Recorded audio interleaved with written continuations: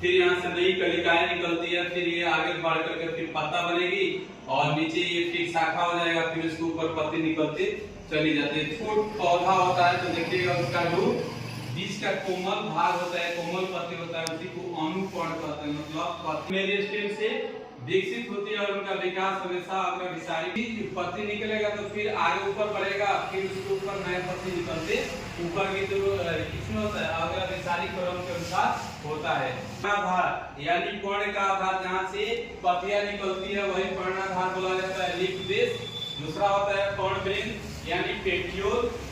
Petiole कहाँ होता है? पर्णवृंत यानी जिससे छोटी सी डंडी जिससे पत्तियां लगी रहती है उसको पर्णवृंत बोला जाता है। पर्णफलक है स्तरिका यानी पत्तियों की जो संरचनाएं होती है पत्तियां को इसको स्तरिका यानी लेमिना बोलते हैं।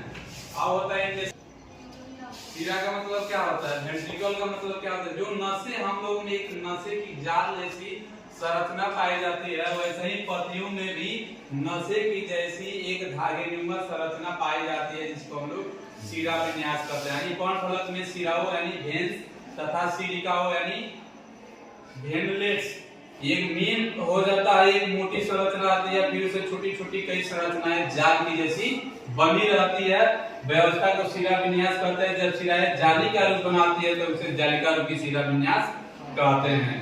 पत्ती के प्रकार तो पत्ती मुख्यतः दो प्रकार की होती है, सरल पत्ती और संयुक्त पत्ती। सरल पत्ती को सिंपल लीफ और आपको संयुक्त पत्ती को कंपाउंड लीफ। जो बीच वाला सिरा होता है उस सिरा तक अगर नहीं हुई रहती है तो कौन सी पत्ती का? सरल पत्ती कहलाती है।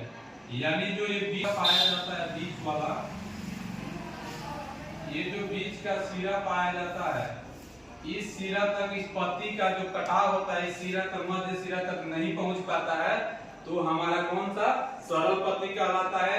और जिस पत्ती का पर्णफलक यानी जो पर्णफलक होता है इसका कटाव ये मिडिल सिरा तक यानी मध्य सिरा तक पहुंच जाता है और बहुत पत्रकों में क्या हो जाता है अलग अलग कट की पत्ती निकल जाता है। जैसे आप लोग देखे होंगे जो पत्ती में रूपांतरण पर्णविन्यास